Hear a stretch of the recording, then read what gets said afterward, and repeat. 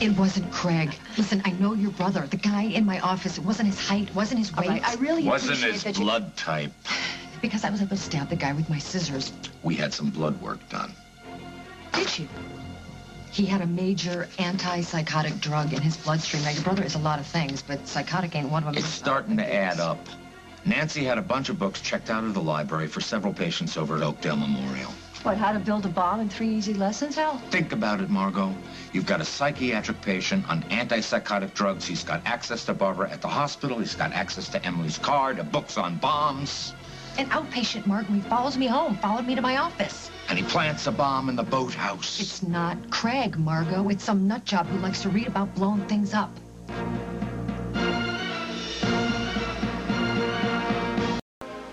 I need that list back. The one I gave you of library books checked out by patients. We find the patient who likes to read the kind of books we're looking for. He's on Thorazine. We got a nut job. Whoa, no, wait a minute. Whoa. It's a start.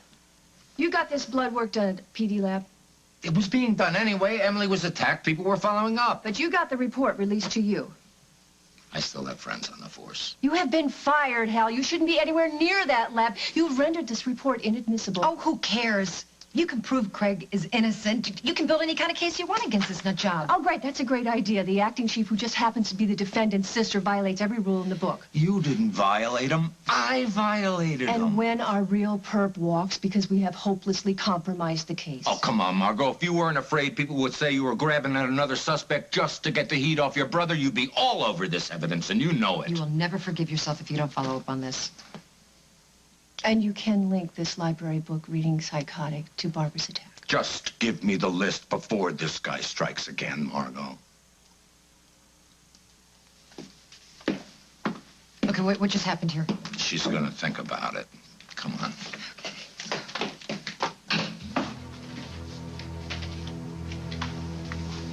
Miss Ryan, you saw the defendant, Craig Montgomery, inside the boathouse. Yes. And you asked him what he was doing there? No. I honestly don't remember what I said. But I saw him. He was there. And then the sun came crashing through the roof. And the sound like thunder. And heat everywhere. And knives. I guess it was the glass. And I was in flames. And my face. And I couldn't get out. And I thought, my God, I'm going to die here. I'm going to die here. It was dark.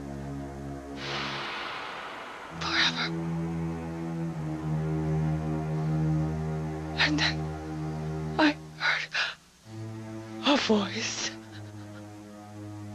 My son's voice. Paul. I heard you, Paul. I knew you were there. I couldn't move. I couldn't speak. I was trapped in the dark. But I heard your voice. And Jennifer, and Hal, and then I woke up. Thank you, Miss Ryan. I know how difficult that was for you.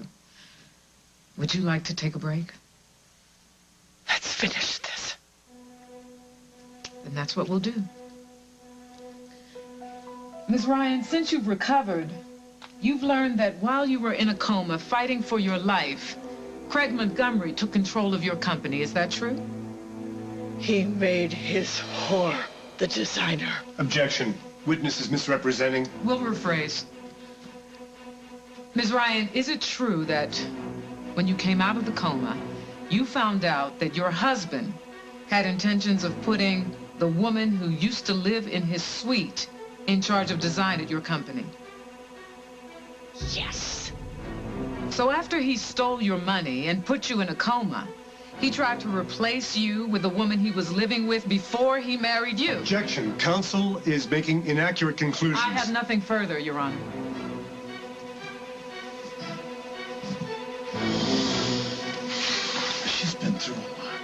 Look at the jury, Craig. She's done a lot of damage. I have no choice. I've got to go after her.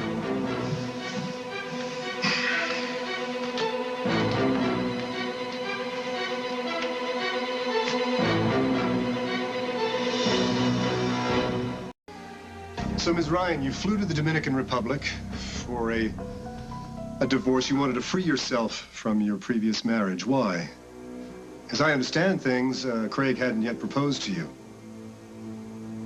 He flew down the next day and asked me to marry him.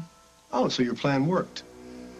You've already stated for the record that you asked Craig to sign a prenuptial agreement and that he willingly did so. Yes, but Money was always an issue, wasn't it, Ms. Ryan? In fact, wasn't it one of the reasons why you left your previous husband? You were unable to enjoy the money that you had made? There were other issues. You wanted to enjoy what you felt you deserved, didn't you? You wanted a luxurious life? I earned it. You'd certainly worked very hard for it, yes. However, under your son Paul's management, it does appear that that your profit margin at BRO was shrinking. That's not accurate. We were having difficulties with some manufacturers. You always relied on your son, didn't you? You still do. Yes, I do. And was Craig aware of the fact that you had this desire for a luxurious lifestyle? He promised me a certain lifestyle. So when he found out that your company was in trouble and took steps to improve the bottom line... That's not what happened. He stole corporate funds. He invested your money, quadrupling it. Isn't that what really happened? He increased your net profit, your net worth, by a factor of 4? I didn't give you permission. Permission? I see. You stated that after the explosion that night, your first memory was of darkness. Now, Ms. Ryan, according to your doctors, was this darkness you experienced psychological or physiological? My problems were not psychological. I had a concussion, that's all. We're all very thankful that you're back to your old self again. Do you recall what you were wearing that night of the accident, Ms. Ryan? Maybe this will help. You attended a memorial service for your friend, so were you wearing something black? Whatever I wore was burned, and they threw it out Yes. at the hospital. What route did you take when you drove out to the boathouse, Ms. Ryan? Was it a highway, a back road? What difference does it Your make? Honor? Answer the question, Ms. Ryan.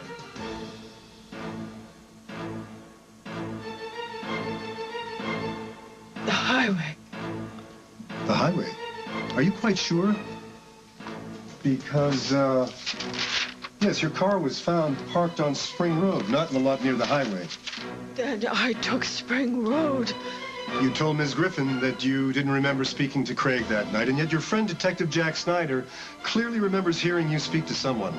And 2 seconds later, the bomb exploded. It was very traumatic, and anyone would understand why your memory might be a little sketchy. In fact, you don't remember much of anything that night, do you, Ms. Ryan? Objection! Your Honor, the prosecution's case is based on Ms. Ryan's memory, and yet she cannot remember the clothes she wore that night, the route she took to the boathouse, the words Detective Snyder heard her speak. Are we to believe that she has a crystal clear memory of a 2-second glimpse of a man in the shadows? He was there! Your Honor, Miss Griffin, please control your He witness. was there! It doesn't matter about the road or my clothes. All that matters is this, what he did to me!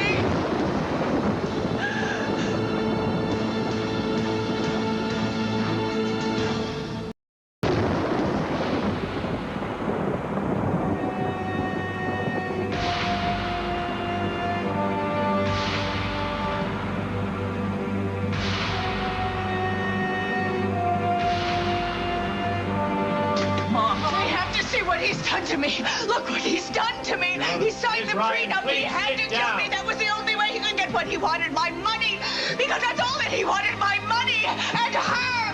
He wanted her. Your Honor, please. Miss Griffin, if you can't Look what you've control done. You Miss Ryan. destroyed me. You will go to jail for the rest of your life, Craig. I will make you pay. Mom, stop. Jennifer. Jennifer, let me take me take you home. No, get her out of here. Get her out. She can't see me like this. Make her go away. No. Okay. No, no.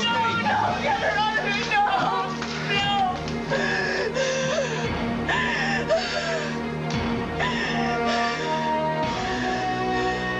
Jennifer, you have to understand that she is very upset. He destroyed her.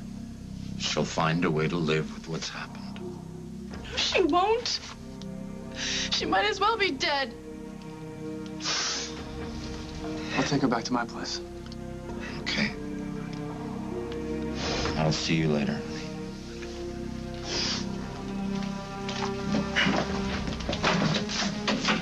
There isn't a jury in the world that will acquit after seeing that. We'll see. You didn't believe what Barbara said, did you?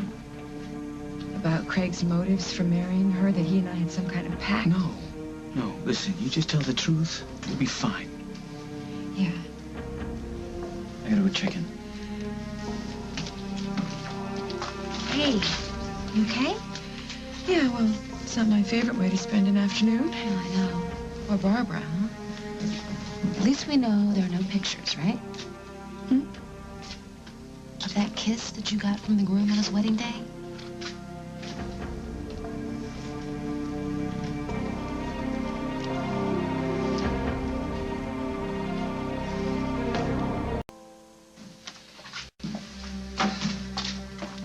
Jack's taking the lab report. Yeah, let's hope Margot didn't tell him to throw it away. She wouldn't do that.